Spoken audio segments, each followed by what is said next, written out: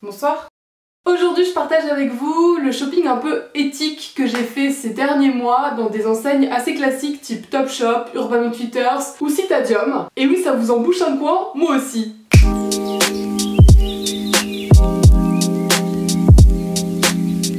Alors qu'est-ce que j'entends par shopping éthique? Déjà dans un premier temps je vais vous parler uniquement de fringues dans cette vidéo. Et donc qu'est-ce que j'entends par fringues éthiques? C'est des vêtements soit qui sont de seconde main, que quelqu'un a acheté, qu'il a revendu et que j'ai racheté, soit des vêtements qui ont été produits avec des tissus recyclés ou des matières recyclées, ou alors des fringues qui ont été créées au moins pas très loin de chez nous, genre en Angleterre, en Europe, en France je crois pas que j'en ai, mais voilà, vous avez compris. Parce que comme ça je sais que les personnes qui ont créé ces vêtements sont respectées et payées correctement, à l'inverse de la majorité des fringues chinoises, d'Indonésie, d'Amérique du Sud, etc. Donc mes premiers achats ont commencé quand j'étais à Londres avec Céline. Londres c'est quand même connu pour avoir énormément de boutiques vintage, notamment à Camden, Notting Hill ou Shoreditch. Je suis ressortie à chaque fois sans rien. Pourtant c'est pas du tout la première fois que j'allais dans des friperies. Heureusement maintenant dans des boutiques plus classiques avec Céline sur Oxford Street, j'ai trouvé de bons compromis et même carrément de super trouvailles. D'ailleurs vous avez remarqué certaines des pièces sur les Insta Stories notamment, donc je me suis dit que cette vidéo pourrait vous intéresser. Je vais arrêter de raconter ma vie et je vais enfin vous montrer des produits. En premier lieu, il y a cette veste-ci, bon qui commence à ne plus être de saison parce qu'il fait bien chaud maintenant, mais regardez-moi cette beauté. Elle est réversible, en fait on peut aussi la porter du côté camel là, et moi j'aime beaucoup ce côté là. Si je me souviens bien, celle-ci je l'ai achetée chez Topshop, et en fait c'est une veste qui a été reconstruite à partir de plein de tissus différents qui ont été trouvés un peu partout, et ça donne ça. À chaque fois que je la porte, tout le monde me demande d'où elle vient. Au niveau du prix, je me souviens pas bien, il me semble qu'elle était à 30 livres, c'est pas méga donné. Pour moi elle vaut vraiment la peine, elle est super bien coupée, elle est hyper moderne et en même temps, voilà, avec des vieux motifs de Mathusalem. Je la kiffe, je l'adore et j'ai hâte qu'il refasse un peu plus frais pour la reporter. On va continuer avec Topshop, aussi un article qui est un peu moins de saison puisque c'est quand même un pull qui est assez épais. Alors il est taché mon pull, il est taché. D'habitude vous savez je porte beaucoup de foncé, donc j'ai pas trop ce problème là. Dès que je mets du clair, et ben j'arrive à tout pourrir. Donc là je l'ai lavé et ça n'est pas parti. Du coup j'espère que j'ai pas figé la tâche à vie. Si vous avez des astuces pour que j'arrive à enlever ça, n'hésitez pas à me partager ça en commentaire, ça m'intéresse parce que je l'aime vraiment d'amour ce pull avec un petit rouge à lèvres de la même couleur que l'écriture. C'est super cool, on avait fait plein de photos avec Céline à Londres et je me sentais hyper bien dedans, hyper à l'aise et assez stylé faut le dire. Donc ça je vous en parle parce que c'est de la marque And Finally, des produits neufs mais ils sont fabriqués directement au Royaume-Uni. Donc ça je trouve ça génialissime. Les Anglais ont tellement plus de produits faits chez eux que nous en France, enfin des produits je veux dire voilà, de pas trop cher et en même temps super cool. Ils en ont beaucoup plus que nous, il faut se réveiller. Allô la France, réveillez-vous s'il vous plaît. Ils ont beaucoup d'articles un peu liés aux artistes ou au cinéma, à la musique. Donc là c'est Elvis Presley, you know. Il existe aussi en t-shirt et ils en avaient fait d'autres aussi que j'ai adoré mais que j'ai pas encore trouvé à ma taille non plus, ni en magasin ni sur le site. Des pièces qui partent vite je pense, donc faut rester à l'affût. Ensuite chez Urban Outfitters, pareil, il y a une petite section avec des produits soit seconde main, soit vintage, soit recyclés. Donc ça c'est du seconde main. Alors je suis désolée, il est plein de poils et tout, mais il était au sale normalement et Mimine adore se mettre dans la panière de linge sale. Voilà. Corona.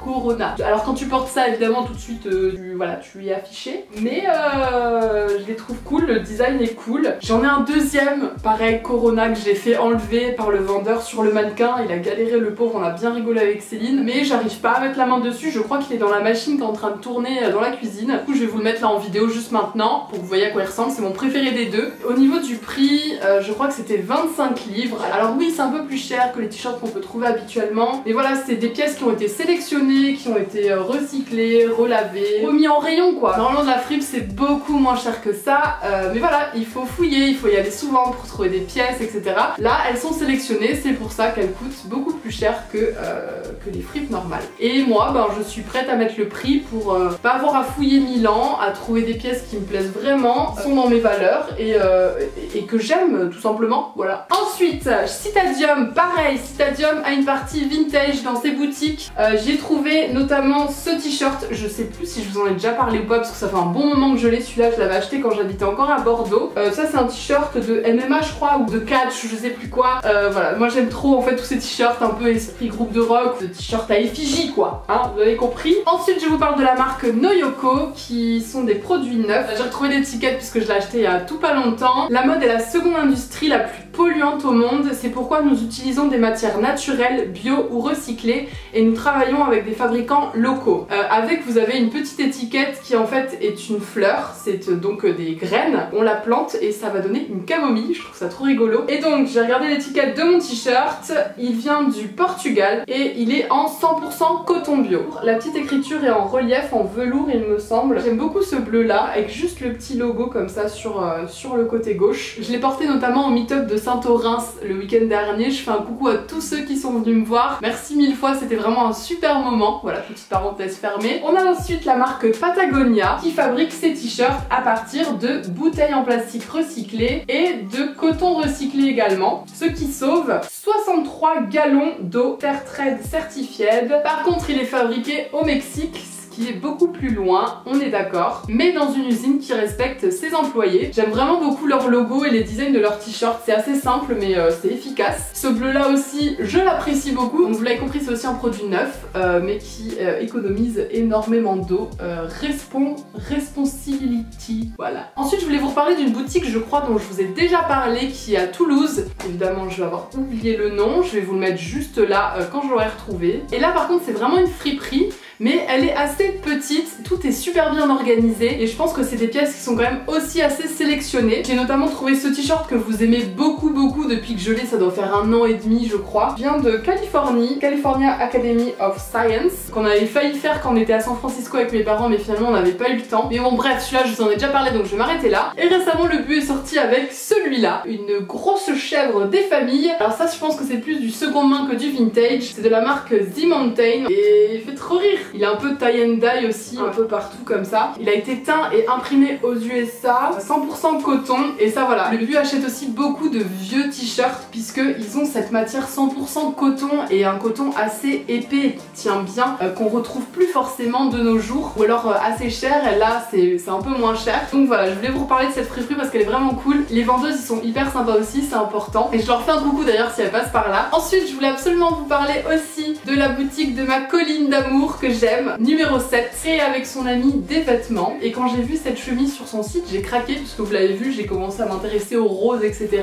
Et celle-là est fort sympathique également. Donc ce chemisier a été assemblé en Pologne, le tissu est français, il a bien sûr été imaginé par Colline, et les petits détails du fil un peu brillant comme ça, le petit cintrage je crois qu'on dit derrière, j'aime beaucoup aussi. Et voilà, pour moi cette chemise c'est juste l'amour, elle a été créée par une amie, elle est super jolie, elle est dans mes valeurs, donc tout bon, tout bon. Et enfin je voulais vous parler de ASOS. Je viens d'y trouver une autre marque anglaise qui est donc fabriquée en Angleterre, qui s'appelle Closet. Alors là d'accord, hein, on part sur un truc très tea time, you know, Alice au pays des merveilles, etc. D'ailleurs il va falloir que je le renvoie malheureusement parce que j'ai pas pris la bonne taille, mais c'est assez cool. Le tissu est hyper épais, la fermeture, enfin tout est très bien travaillé, ça se voit. Ce qui est intéressant en fait, c'est que ASOS se livre en 24 heures. Si vous avez au dernier moment une soirée de cocktail ou un mariage au dernier moment, ça peut arriver, on sait jamais. Vous pouvez commander votre petite robe sur le site. Il y en a des plus portables hein, dans la vie de tous les jours, je vous rassure